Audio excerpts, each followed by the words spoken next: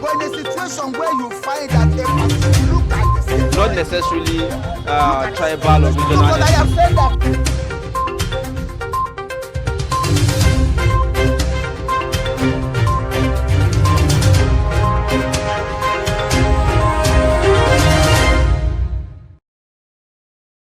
All right, thank you for staying. Now, let's take a look at the dailies, beginning with the Daily Trust newspaper.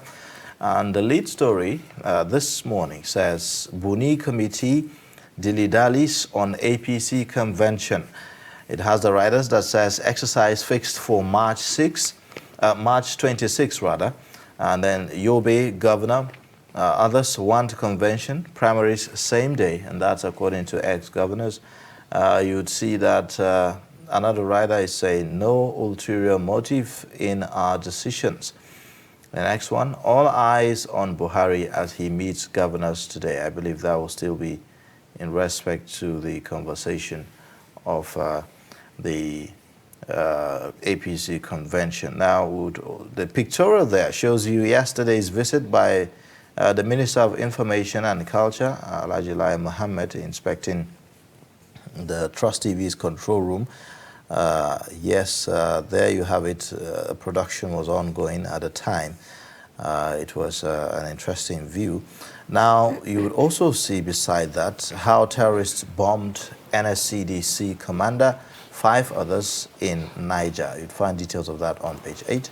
And then presidency to critics, don't play politics with electoral bill. You'd see also Unijust student accused of killing girlfriend turns deaf in court. Well, that's a facade that a lot of people put on each time it comes to litigations. We're also seeing the case about Abba Kyari, about how he's having some ailments that his lawyer is trying to make a case for him to get, to get bail, even though that has been denied by the court. Well, so all sorts of drama. Move away from all these dramas. It looks like people go to court knowing that the issue is going to drag, because knowing that they are going to, have their way to buy time in court before they are eventually. There's just so much drama, you get to see a lot of drama. I remember the one, there are so many instances like this that have happened, and it's really very funny when you look at it. You remember, what's his name, the very funny senator, what's his name, Dino. Dino Melaye. Yes, the one that he had asthma. So very funny moves, and so many other ones that we've seen over time. People collapsed in the court. I mean, I don't know what's it about our courtrooms. Maybe we should check. Maybe there are certain things, in our courts that make people to slum or to have some kind of sickness. Well, below the pictorial there, you see FG projects ongoing.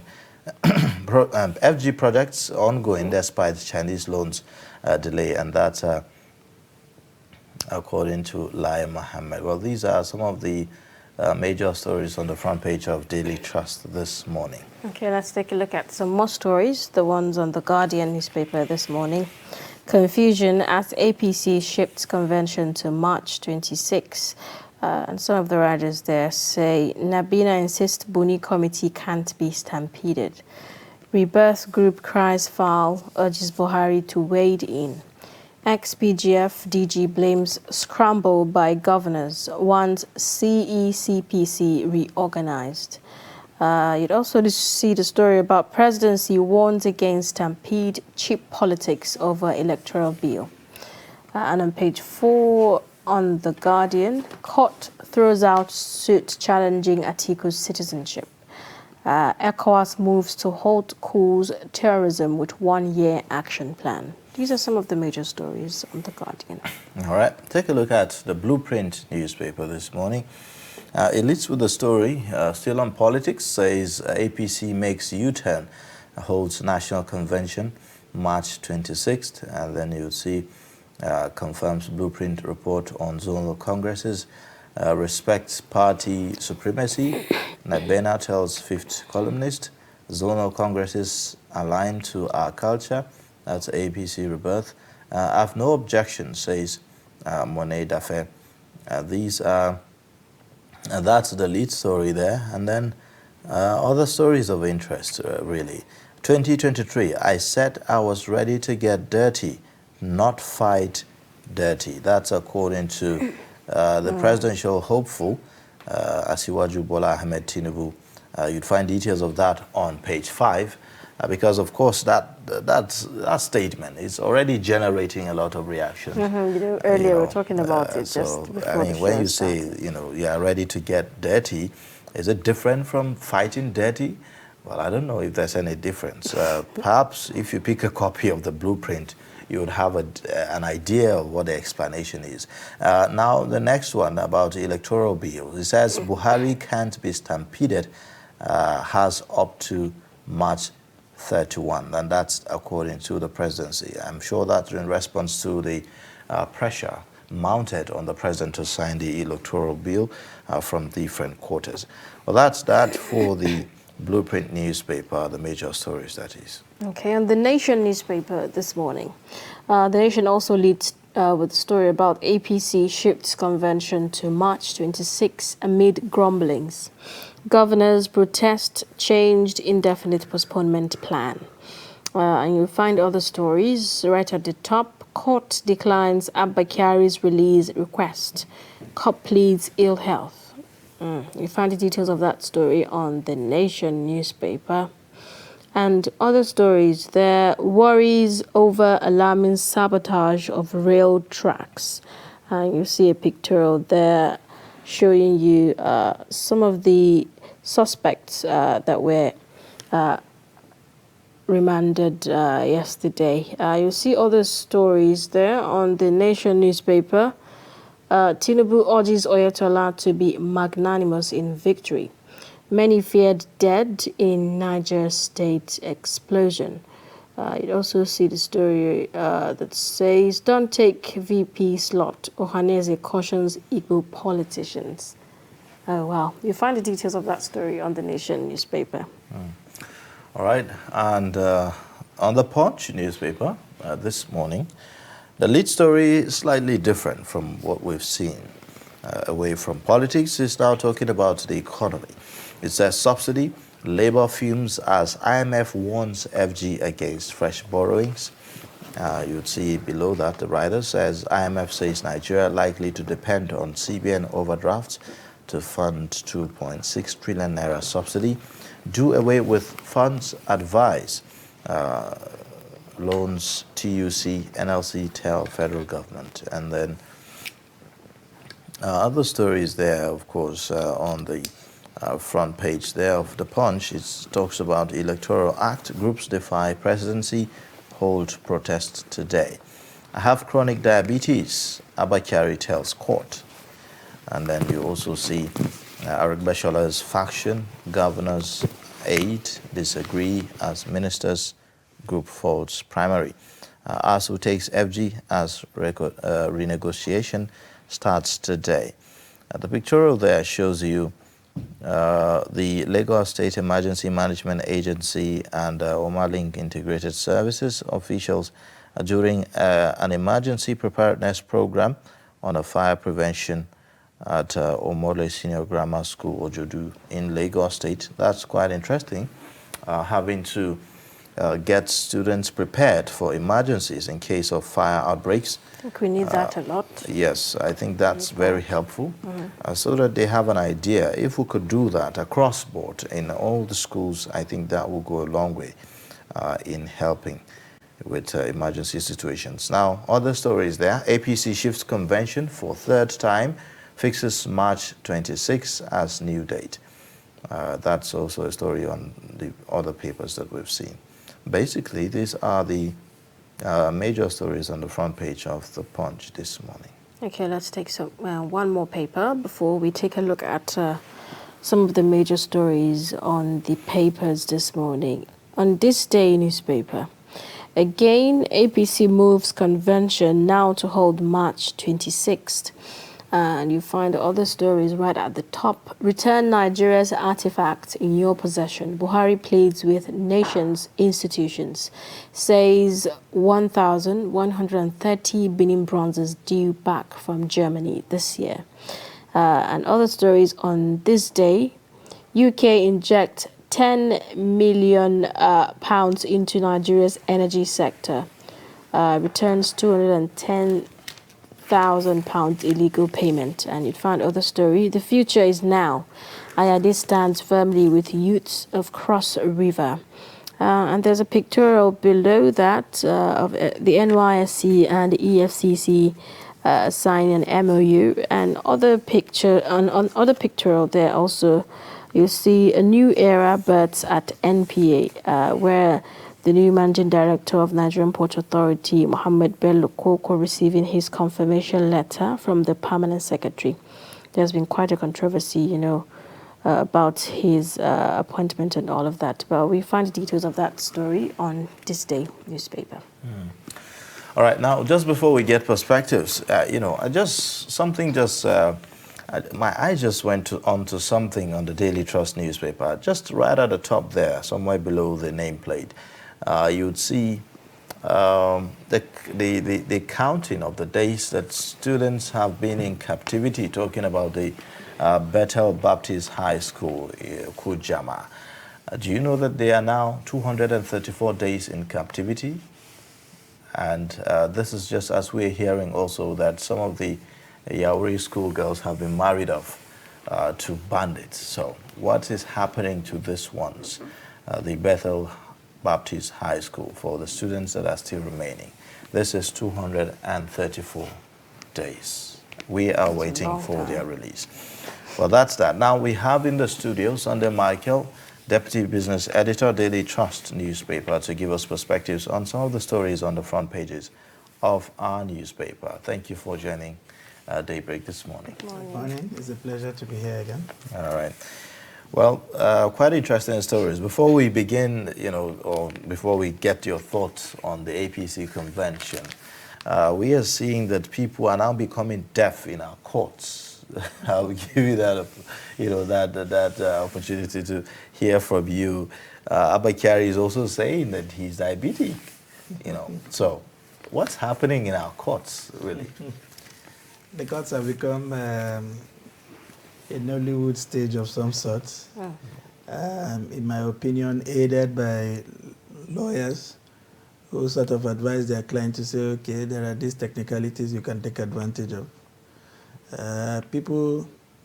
We see people, in their full breath and energy, going against the laws of the land. But the moment they come into the court, they suddenly jump on a wheelchair. They are suddenly spotting a POP. They suddenly have chronic diabetes. But chronic diabetes doesn't stop you from negotiating a $61,000 deal, is it? So, you see them coming into the courtroom on stretchers, But again, it tells you how dreadful they feel about going to the prisons. And all of these things is just to postpone the evil day. I think the courts are becoming used to this kind of dramas by now. And the court has to find a way. After all, the representation of justice is a blind woman. They have to find a way to be blind to some of this drama and have a way of sweetly dispensing with some of these cases. Most importantly, because then you will not be wasting taxpayers' money, dragging these court sittings. There are very few judges in this country. There is so much to attend to than to be engaged with this kind of dramas every court sitting. So, it is what it is. Our lawyers are not helping the dispensation of justice. And sometimes we see even some medical practitioners being compromised, as well, given the fact that sometimes we are requested to bring medical reports, and then some of these reports are being doctored. Know that. The compromise of institutions when it comes to this kind of thing is not necessarily related to just when people show up in court. They do it every time. Just go to the NYSC camp and see the reasons why some people are saying they don't want to serve a certain state. They come with very damning medical reports. And if you look at it, they shouldn't even be alive in that camp in the fair. So it looks like we have perfected this act of conniving with institutions. If you show up at several corporate Nigeria offices, people just go AWOL for 7 days and then they reappear, and to justify their sudden disappearance, they come up with funny medical reports saying something happened, they couldn't even speak or move, And that is why they have to stay away. I mean, we saw the guy who killed his fiancée suddenly going deaf. Like, True. you know, so we see all kinds of things until the law becomes deliberate. And maybe in our constitutional review, we begin to find a way to expunge some of these technicalities that have become obvious hiding silos, you know, for people who want to delay the arm of justice. We may just not move forward. I mean, it has become very dramatic. You can do a compendium. And then maybe our security agencies should also now begin to have maybe some kind of medical facilities where, you know, if you have such an excuse, oh, well, we have a medical facility, so that way you're still in custody. So it's not a reason. Yeah, it's not like they are not there, but these guys always argue that except their own medical doctors are attending to them, they are not sure that they are getting the best kind of treatment. You remember in the days of Abiola, he had these medical doctors in prison with him. I mean, even our politicians are telling you, when you tell them use facilities in Nigeria, they say, no, they've been using doctors abroad since 1978, not to talk of. And so you can't do that and then deny somebody that kind of privilege, especially if he feels that he has a medical history that is very important in his diagnosis that may not be available to any kind of impromptu arrangement. So on that basis, it looked kind of jamming, but 9 over 10 of the time, they are just putting up dramas for. We saw video clips of one, you know, who was very healthy in the room. I went to the court, he was almost slumping on a wheelchair, and the moment he returned to his room where a camera was planted, he dropped the wheelchair and he was immediately up and going, and even... Well, we do hope all these dramas, you know, we get to see an end to all these dramas. We just have to. Okay. Now, there are other stories, you know, on our dailies this morning, but the one that seems to be making a lot of headway is the one about the shifting of the APC convention to March 26, amid quite a lot of grumblings. Did we see this coming in the first place? I think it would have been surprising to many if this shift had not happened. We have closely followed the turn of events.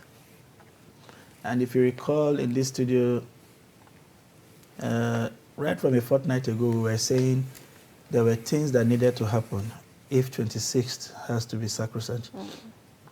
There was a reconciliation committee report that has still not been considered, so it means people who have been aggrieved leading into this period are still aggrieved. Their complaints have not been genuinely attended to, and so genuine reconciliation has not taken place because they've not been able to submit their reports. Then you have to sell forms. Then there is the issue of zoning that need to be decided to allow for candidates from the place that is favored to contest. All of these have not been decided, largely because the question of 2023 is also at the heart of all of this decision. And I mean, as at yesterday, with less than 5 days about 5 days to the convention, they're not sold form to anybody. You know, so they've not screened anybody. They've not disqualified anybody. Before, those who are even disqualified would file for appeal, and then their case is reviewed to decide whether they can bring them in last minute or even keep them out completely. These are issues that require time. And so somehow they came to the daunting realization that this is not possible. But it's not because they just realized this yesterday. I think it has always been part of the game plan, the body language, the deliberate attempt at shifting certain things, you know, basically playing to the gallery. Because the president spoke about it, it appears they showed some urgency, like, in all honesty, we want to do this. But deep down, the political calculation suggests that they've always known that they won't do this. If you explore the story further, you would see also that they were not even interested in fixing a date at first. They made a blanket statement and said the initial March 26th day was even for zonal congresses that they've not been having all these years, by the way. And then after zonal congresses, you move to state congresses whose time is unknown. And then you move to the national convention. When you look at all of that series of events, it showed you that they were deliberately orchestrated to buy time for all kinds of political calculations that are going on, especially as it borders on the 2023 elections. Okay. All right. Now, we are seeing also another story of interest here on the front pages of the Daily Trust. Says FG loses 3.6 trillion naira from delayed takeoff of e-customs, and that's according to the House of Representatives. Apparently, we are now suffering the consequences of, digitalizing or taking advantage of technology now in our processes of doing things. Most times in this country, you wonder whether we don't even have a sense of what is right or wrong. The whole concept of the e-custom has been on forever. The government came up with this. I mean, the whole customs project was supposed to put scanners, over 120 something of them, in our ports and in our critical port of entry, including the land and the seaports and the airports, right? And these scanners are supposed to essentially reduce to the barest minimum the human, intersection, with regards to generating what is the proper price for a container of whatever you bring in. Except where there is a suspicion that you are carrying contraband, that is when they would have to really open up the containers for physical examinations or inspections, right? Other than that, those scanners are supposed to tell you 100% what is in here, quantity, and all of that. And then you raise your bill. It makes it faster. Perhaps with the scanners, you should do in quadruple what you are able to do manually. So, yeah, it speeds up the time for clearing containers. It ensures that government gets what is appropriate in terms of the duties you're supposed to pay for these things. And, it allows then what is generated by the machines to be paid into government coffers. But no, we don't want to get here because people obviously are benefiting from whatever kind of systems we have. And so you have any kind of arguments from the shortlisted persons not being qualified or they've had one kind of issue. So it's been one blame game from customs to the Federal Ministry of Finance to the Central Bank of Nigeria to the contractors handling the project to the House of Representatives, several interventions and solving this problem. So we've been going forth and back and forth, and these guys are saying because this thing is being delayed, we are losing. You can imagine the size of this. We don't even, if you get this kind of funding in addition to what we already have as revenues coming in, then we'll be doing a lot better than we are, whether in terms of debt repayment or even making more funds available for infrastructure. So it's huge. It's about $8.8 billion. When you translate that by the current official rate of 415, you are somewhere around 3.3 trillion. If you even take it to the black market rate, you'll be hitting about 4 trillion or 5 point something trillion. Huge. So that's really huge. It's something we need to take serious. Take care of in the quickest time possible, and have these scanners. That's what's obtainable everywhere. We are the only ones who seem to prefer to do things the crude way, rather than do them the way they are done in other parts. There's this story I want him to talk about. Okay. This one that the Ohanaezes are telling Igbo politicians not to take VP slots rather. It's an interesting conversation. From two perspectives for me. One, because they think in fairness that they deserve more than just a VP slot. They feel they have waited so long that nothing short of a presidential slot is good enough, right? And they have the right to those aspirations, no doubt. I mean, if you look at the last 21, 22 years of our democracy, just about everywhere in the country has gotten safe for the Southeast. So that is a genuine demand. And they're telling their candidates from that part of the world, don't settle for less. Our aspiration is we want the #1 seat for several reasons, justified. The second part of that argument is, have they put the structures in place to demand for a presidency? The Southwest are pushing for it, and some candidates are saying payback time. You know what that means? We did it. We provided this block support for you to be there. It is time for you to reciprocate. Can a candidate lay claim to those kind of thing in the Southeast? What we see in the Southeast are fragments of individuals, who are doing their things in their silos. They are not even talking to each other. The Southeast don't even seem to be talking about one or two persons as a bloc. It's about people in their pockets of silos saying, I mean, they should look this way, and in looking this way, I should be the candidate. So there's so much that goes into asking, and it doesn't just stop with asking. It's about, are you on the table?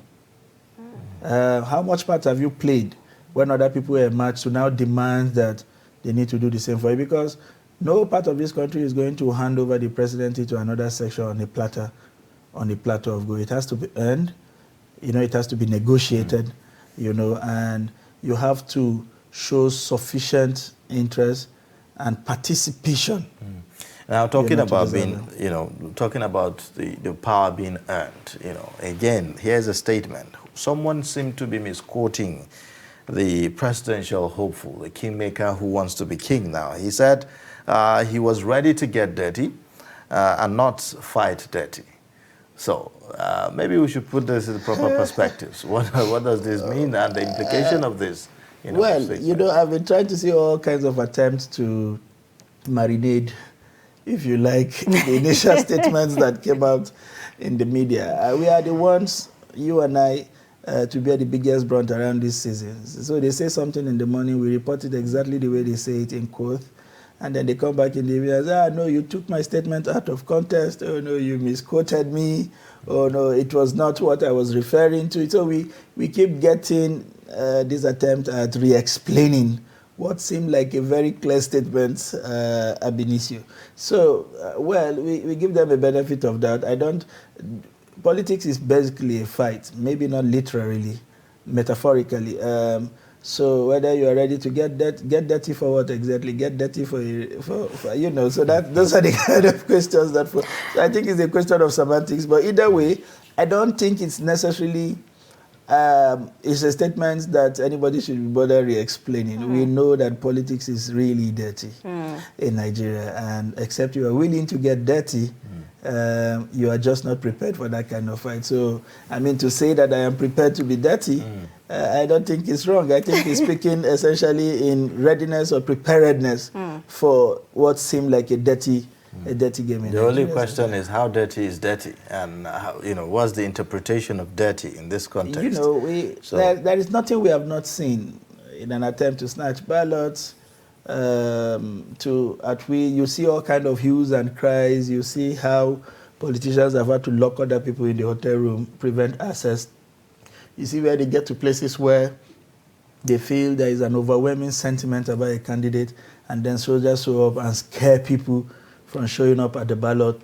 You see where the only reason why they allow you to vote is when you thumbprint. You have to show somebody that, hey, I've actually did thumbprint for the candidate you wanted.